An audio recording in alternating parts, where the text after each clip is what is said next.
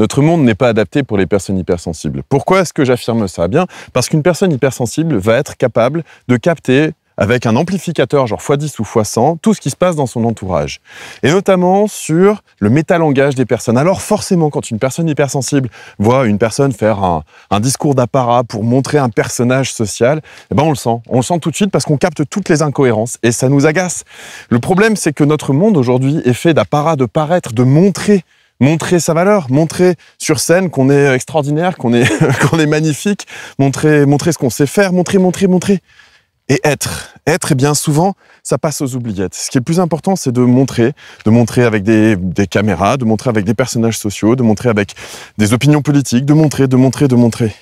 Mais ce qu'il y a au fond de nous, cette étincelle vitale qui est si puissante et qu'on capte avec tellement de douceur et de bienveillance quand on est hypersensible, eh ben on se dit qu'elle n'a pas sa place dans ce monde-là. Alors qu'est-ce que la plupart des hypersensibles font? Eh bien, ils se retirent en dehors du monde, un petit peu comme un espace comme celui-ci, où on se sent bien parce qu'il n'y a pas le poids du regard des humains. Et il n'y a pas ce jugement sur l'apparence parce que, au fond, qu'est-ce qu'on en a à faire, cette apparence? Sérieusement. On n'est pas là pour essayer d'amuser la galerie. On aimerait une connexion profonde avec la vérité intérieure de l'autre. Et c'est ça qu'on aime quand on est hypersensible. C'est ça aussi qu'on cherche dans les relations amoureuses. Malheureusement, eh bien, on s'aperçoit souvent qu'il y a un gros écart entre ce qui vit au fond de la personne et la personne qu'on rencontre. Pourquoi? Là aussi, dans les rapports humains, dans les rapports sociaux, dans les rapports amoureux, il y a cette notion de séduction, ce qui vient de séductare, jouer à un jeu de séduction. On va chercher à séduire la personne en lui montrant la plus belle partie de notre être. Mais ça devient complètement absurde parce que on le sait très bien en tant qu'hypersensible. Au bout de quelques mois, 2-3 mois, la réalité du personnage de l'individu se révèle et on voit la personne dans son entièreté. Et le problème quand on est hypersensible, je ne sais pas si vous connaissez ce problème, d'ailleurs n'hésitez pas à le mettre dans les commentaires, c'est qu'on a du mal à faire confiance parce qu'on capte tout ça, mais dans les relations intimes, quand on ouvre sa confiance, on l'ouvre quasiment totalement parce que ce qu'on aimerait, c'est se parler d'âme à âme, de profondeur d'âme à profondeur d'âme, d'étincelle de vie à étincelle de vie. Et c'est ce type de connexion profonde et puissante qu'on recherche quand on est hypersensible. Alors on peut se poser la question, est-ce que les hypersensibles peuvent évoluer dans ce monde de paraître et d'apparat?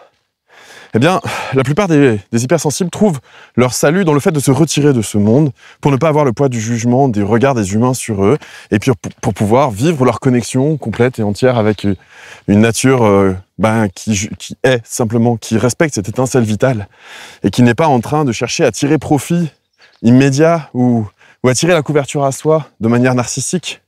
Et le problème, c'est que notre société fabrique des profils psychologiques de type narcissique, puisque on cherche avec des Instagram, des YouTube, à faire valoir l'individu, à mettre la personne en avant plus que les idées, et donc on essaye plus d'améliorer les choses, on essaie de se montrer, pour montrer que on est beau, qu'on existe, qu'il faut nous admirer. Alors, je sais pas si vous avez remarqué dans mes vidéos, je dis jamais mon prénom, je dis jamais le nom de la chaîne, je dis jamais abonnez-vous. J'ai juste envie de transmettre des idées parce que c'est ce qui, pour moi, est le plus important. Et même toutes les remarques que je peux avoir sur, je sais pas, mon apparence, mon sourire, ma voix, machin. Je sais pas si vous avez remarqué, je relève jamais parce que pour moi, le fond du discours, il s'agit pas de ma personne, il s'agit de ce que j'essaie de transmettre. Et dans ce que j'essaie de transmettre, il y a un espoir. L'espoir, c'est de faire appel, justement, à tous les hypersensibles. Parce que je sais pas ce que vous en pensez, mais vu que nos dirigeants ne sont pas hypersensibles, vu que les gens qui prennent les décisions à notre place, parce qu'ils sont élus, c'est le système, ne sont pas hypersensibles, ils prennent des décisions de type narcissique. Donc à chaque fois qu'un hypersensible démissionne de sa place dans la société et se retire du monde parce que c'est plus facile pour lui, eh bien il laisse encore plus de place à ces personnes-là pour s'exprimer. Et c'est le serpent qui se mord la queue, parce que forcément nous, le pouvoir, ça nous intéresse pas. On cherche pas à manipuler les gens ou à prendre le pouvoir sur les autres, on cherche juste une connexion profonde. Et ceux qui ont le pouvoir ne cherchent pas cette connexion profonde. Donc forcément, on va laisser le pouvoir à des personnes qui ont un profil de type narcissique. Et le problème, c'est que si nous, on démissionne de ces places-là, comment est-ce qu'on fait? Comment est-ce qu'on fait à un moment donné pour remettre de la connexion profonde, pour remettre de l'humain, comme on dirait, même si ce terme est un peu galvaudé et que je l'aime pas trop? Comment est-ce qu'on fait si les hypersensibles démissionnent et se retirent du monde? Moi, je pense que le monde a besoin de vous. Le monde a besoin de nous, je m'inclus dedans, allez, n'ayons pas peur. Et je reste persuadé que si jamais on ne prend pas cette place-là, eh bien le monde ne peut qu'aller de mal en pire. Ça ne peut pas s'améliorer. Parce qu'à un moment donné, s'il n'y a pas quelqu'un qui capte tout ça, qui a voix au chapitre et qui peut donner son point de vue et être entendu, eh bien comment est-ce que les choses peuvent changer? Je ne vois pas. Et on est de plus en plus nombreux à être hypersensibles. Je crois que on est en train de monter quasiment autour des 30% de la population. Donc, Si à un moment donné on s'unit pas ensemble et qu'on fait pas quelque chose pour que ça change, ben, je vois pas comment ça pourrait changer, comme par magie, quoi. Alors le problème, c'est qu'on n'est pas armé pour.